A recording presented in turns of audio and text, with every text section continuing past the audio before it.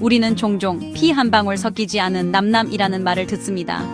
그런데 이 말이 진정 무슨 의미일까요? 이것은 혈연, 즉 생물학적 관계만이 가족을 이룬다는 생각에 기반하여 우리와 남을 구분짓는 방식입니다. 하지만 과연 피만이 우리의 가장 깊은 유대감을 형성하는 것일까요? 형제 자매처럼 느껴지는 친구들이나 부모님처럼 지도해주는 멘토들을 생각해보세요. 피를 나누지 않았다고 해서 그 유대감이 덜 진실한가요? 우리의 정서적인 삶은 종종 피만이 가족을 만든다는 오래된 격언과 모순됩니다.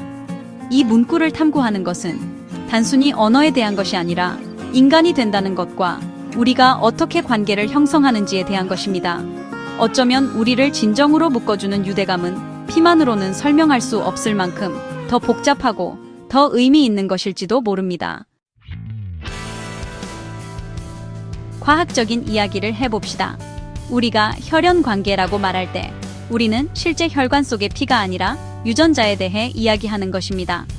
부모님으로부터 물려받는 것은 DNA입니다.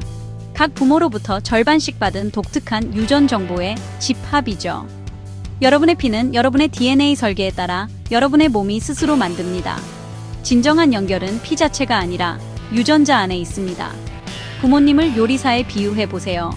각자 자신의 레시피 절반을 새로운 요리책, 즉 여러분의 DNA에 기여합니다. 여러분의 몸은 이것을 사용하여 피를 포함한 모든 것을 만듭니다. 그러니 혼혈은 단지 비유일 뿐입니다. 진정한 유산은 유전 정보입니다. 이를 이해하면 문화적 상징과 과학적 현실을 분리하는 데 도움이 됩니다. 우리의 진정한 생물학적 유대감은 피가 아니라 DNA에 기록되어 있습니다. 유전학은 피에 대한 오래된 생각보다 훨씬 더 우리를 통합합니다.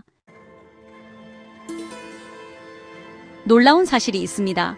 여러분의 DNA는 지구상의 다른 모든 인간과 99.9% 동일합니다.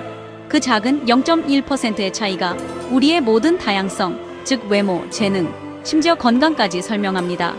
우리의 차이점 아래에는 우리 모두 아프리카의 공통 조상으로부터 거슬러 올라가는 하나의 확장된 인류 가족의 일부입니다.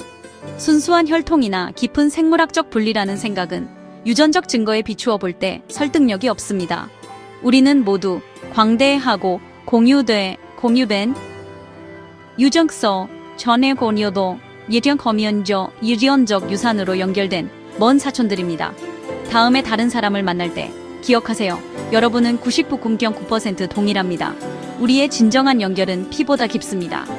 그것은 우리의 공유된 인류에 있습니다.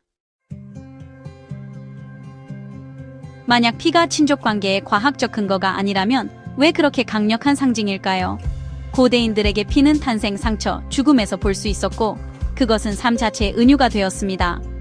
문화는 소속감과 충성심을 정의하기 위해 피의 맹세, 왕실 혈통, 그리고 피에 대한 은유로 가득 찬 언어를 사용했습니다. 이러한 생각은 수세기 동안 사회 계층과 집단 정체성을 형성했습니다.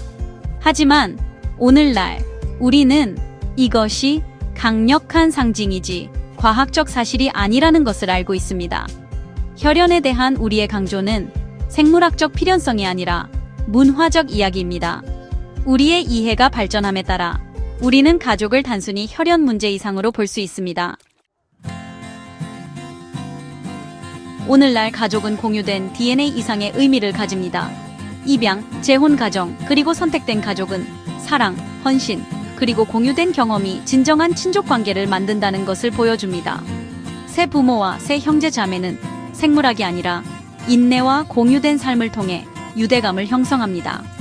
여러분의 지원 시스템이 되는 친구들인 선택된 가족은 가족이 단순히 물려받는 것이 아니라 만들어질 수 있음을 증명합니다. 이러한 다양한 구조는 혈연의 우월성에 도전합니다. 가족을 진정으로 정의하는 것은 사랑, 지지, 그리고 소속감입니다. 혈연이든 법이든 선택이든 가족은 서로의 안녕을 위한 헌신에 관한 것입니다. DNA가 아니라 사랑이 필수적인 요소입니다. 가족이 단지 DNA에 관한 것이 아니라면 우리의 뇌에서는 무슨 일이 일어나고 있을까요? 신경과학은 우리가 연결을 위해 타고났음을 보여줍니다. 우리의 뇌는 긍정적인 상호작용 중에 옥시토신과 같은 유대감 형성 화학 물질을 분비합니다. 거울 뉴런에 의해 작동되는 공감은 우리가 다른 사람들을 위해 느끼는 것이 아니라 그들과 함께 느끼게 합니다. 이러한 신경계는 유전적 일치를 확인하지 않습니다. 그들은 공유된 경험과 보살핌에 반응합니다. 입양된 아이를 위로하는 부모, 들어주는 친구. 이러한 행동은 진정으로 지속적인 유대감을 형성합니다. 우리의 뇌는 단순히 DNA가 아니라 신뢰와 공유된 순간으로부터 우리의 가계도를 만듭니다. 가족은 생물학뿐만 아니라 경험에 의해 형성됩니다.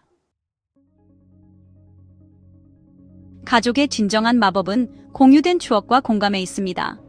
내부 농담, 전통, 그리고 밤늦은 대화는 여러분과 여러분이 사랑하는 사람들만이 이해하는 독특한 세상을 만듭니다. 이 공유된 틀은 한 번에 하나의 추억씩 만들어집니다. 물려받는 것이 아니라 만들어지는 것입니다. 공감은 우리가 서로의 입장이 되어 진정으로 연결될 수 있게 하는 접착제입니다. 그것이 바로 가까운 친구가 먼 친척보다 더 가족처럼 느껴질 수 있는 이유입니다. 가장 강력한 유대감은 사랑과 공유된 경험을 통해 얻어집니다. 가족은 함께 만들어가는 이야기입니다. 우리는 가족이 된다는 것이 무엇을 의미하는지 재정의하고 있습니다. 오래된 피의 은유는 공유된 경험과 정서적 연결, 즉 공유된 틀에 대한 새로운 초점으로 바뀌고 있습니다. 여러분의 진정한 가족은 가장 의미 있는 추억과 이해를 함께 만들어가는 그룹입니다.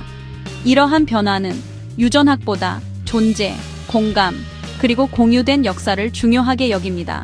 우리는 입양, 우정, 멘토링, 그리고 공동체를 통해 가족을 만들 수 있습니다. 관계를 육성하는 데 들이는 노력이 진정한 유대감을 형성합니다.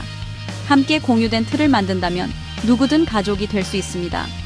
우리의 친족 관계는 우리가 물려받는 피가 아니라 우리가 쓰기로 선택한 이야기에 있습니다. 우리는 피에 대한 문구로 시작했지만 진정한 가족은 물려받는 것이 아니라 만들어진다는 것을 발견했습니다. DNA는 우리 모두 하나의 큰 인류 가족임을 보여주지만 우리의 뇌와 마음은 공유된 경험을 통해 유대감을 형성합니다. 가족의 진정한 본질은 우리가 함께 만드는 추억, 이해, 그리고 공감의 독특한 세상입니다. 선택된 가족이든, 재혼 가족이든, 생물학적 가족이든, 가족은 피가 아니라 사랑과 헌신으로 정의됩니다. 함께 삶을 만들어가기로 선택한다면 누구든 가족이 될 수 있습니다. 우리를 묶어주는 유대감은 물려받는 것이 아닙니다. 그것은 만들어지는 것입니다. 그리고 그것이 가장 아름다운 진실입니다.